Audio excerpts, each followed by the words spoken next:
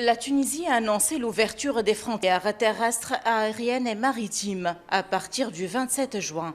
Cette décision a suscité des inquiétudes chez les Tunisiens, notamment après l'enregistrement ces derniers jours de 60 nouvelles contaminations importées, parmi les rangs des concitoyens récemment rapatriés. Les décisions d'ouvrir les frontières et de ne pas soumettre les rapatriés au confinement obligatoire sont deux décisions irréfléchies. Ils ne prennent pas en considération la propagation de la pandémie au niveau régional et même au niveau interne. Dernièrement, nous avons enregistré plusieurs cas. Si le gouvernement maintient ces décisions, nous ne pouvons comprendre que l'intérêt de l'économie est plus important que la santé des Tunisiens.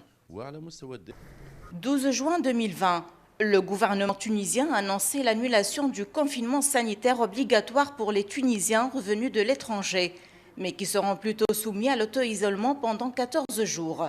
En revanche, le ministère de la Santé oblige tous les arrivants en Tunisie à présenter des analyses de laboratoire confirmant qu'ils sont indemnes du virus.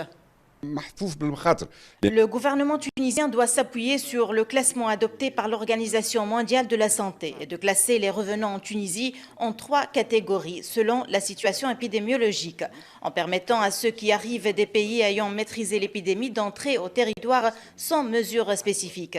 Quant à ceux qui arrivent des pays qui connaissent une forte propagation, il faut les obliger à présenter un test négatif et en les soumettant au confinement sous le contrôle de l'État.